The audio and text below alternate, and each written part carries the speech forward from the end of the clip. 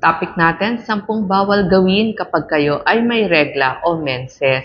Ito po yung huwag na huwag ninyong gagawin. Number 1, huwag matatakam sa mga maaalat na pagkain. Kasi dahil nga sa pagbabago ng hormones ng babae kapag may regla katulad ng estrogen, progesterone at serotonin, parang gustong-gusto natin o naglilihi tayo sa maaalat. Ang problem, kapag kumain tayo ng maalat, mas mag-iipon tayo ng tubig sa katawan. So, feeling natin, bloated tayo, malaki yung puso natin, at saka mas makabag. So, iwas muna sa maaalat.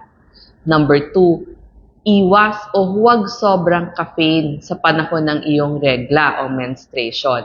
Kasi, masasakit yung ulo mo, masasakit yung puson mo, masasakit din yung breast o yung dibdib mo.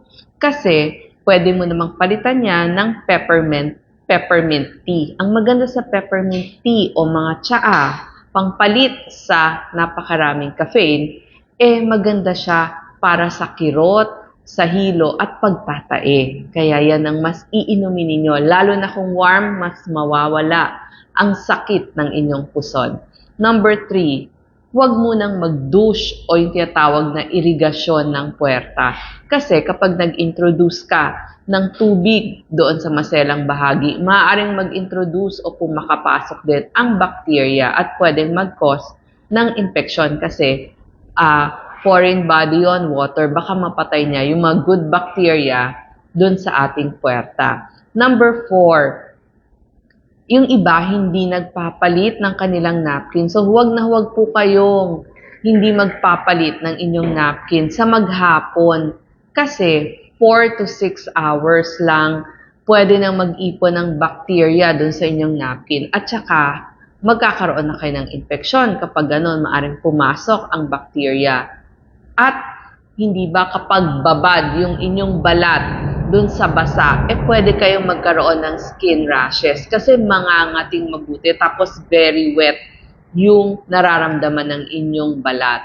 At saka, syempre, mas mabaho yung amoy. Ang sinasabi ko nga, kapag nagpalit ng napkin, sana magpapalit tayo ng napkin every 4 to 6 hours, maghugas na rin ang puwerta gamit ang mild soap, yung sabon pangligo nyo sa katawan. Tapos tuyuin mabuti.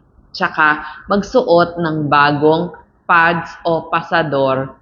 At saka kung pwede nga, yung cotton pads. Meron na po mga nabibiling cotton pads para mas masarap yung pakiramdam ng isang may menses. Number 5, huwag nyo na hong isabay ang pag-aahit o waxing habang kayo ay may menses.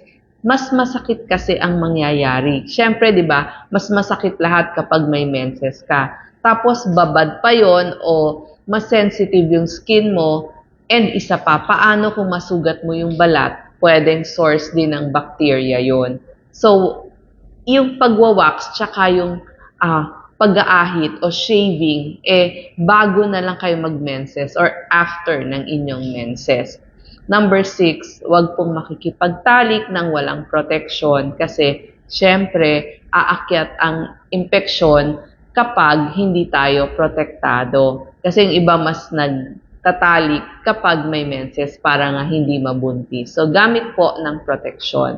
Number 7, huwag tayong maninigarilyo. Sana palagi, lalo na kung may menses kasi nakita nila sa mga pag-aaral, mas nagiging makirot ang menses ng isang babae kapag naninigarilyo. Number 8, huwag po kayong hihiga ng walang pasador o napkin o kaya yung cup. Kasi syempre, tatagos dun sa inyong higaan. Tsaka magiging mas babad din yung inyong skin sa basa kapag wala kayong napkin o pasador. Number 9, hindi po ito ang panahon para mag-self-breast examination kasi mas maga yung ating breast o yung ating dibdib. So, hindi mo makikita ano yung naging pagbabago kasi mas maga din lahat. So, hindi mo makakapa kung may pagbabagong bukol dyan sa iyong breast. So, dapat sa pagitan ng dalawang menses mo, doon ka magsa-self-breast examination. At number 10, lastly, huwag pong magpapakagutom dahil apektado ang energy level kapag kayo ay may menses. Siyempre, mas lalo kayong magiging masungit at manghihina during menses. Nakita nila sa pag-aaral noong 2016 na dahil nga sa hormones na estrogen, progesterone at serotonin, mas nagtatakam ang isang babae ng matatamis, maaalat, carbohydrates, junk foods. So, mas napapalakas din ang kain. Hindi nyo napansin, mas malakas kayong kumain bago at during ng inyong menses. Meron pa yung kasamang mood swings. So, parang mas masungit ka, mas mainit ang ulo mo.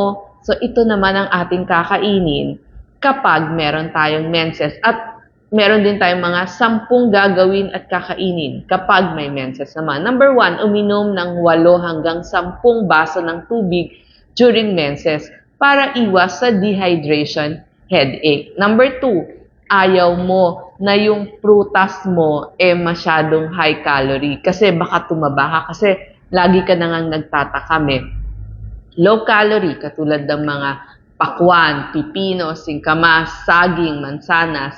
Pag napapanahon ng mansanas, pwede tayo mag-apples para hindi mag-increase ang ating weight. Number 3, dito magandang kumain ng berdeng dahon ng gulay kasi mayaman yun sa iron at magnesium. Kasi may mga babaeng napakalakas ng kanilang regla na pwedeng magdulot ng anemia. So, bababa yung kanilang CBC, yung red blood cell nila. So, ito yung pangpalit natin. Berdeng dahon ng gulay.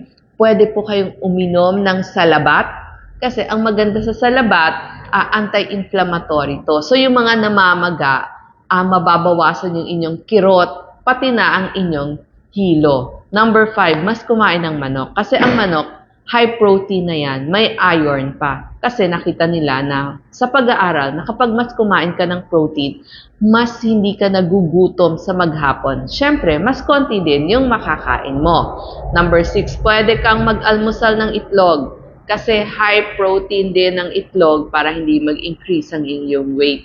Number 7, pwede ang isda. Kasi ang isda, mayaman sa omega-3 fatty acids. Para dun sa mood swings mo, kasi yung iba mas nalulungkot during menses. Number 8, pwede din kumain ng nuts kasi high protein yon, meron pang omega-3 fatty acid, meron pang magnesium. Number 9, kung masakit ang iyong puson, ang inyong likod, pwede kayong mag-warm compress. Makakatulong yan para mawala ang inyong mga sakit, aches and pains. At number 10, pwede ding makatulong ang masahe. Kasi ang masahe nakakatulong sa kirot. So sana pakinggan nyo ang mga pwede gawin kapag kayo at ang may menses at huwag na gagawin kapag kayo ay nagka-menses. Salamat po.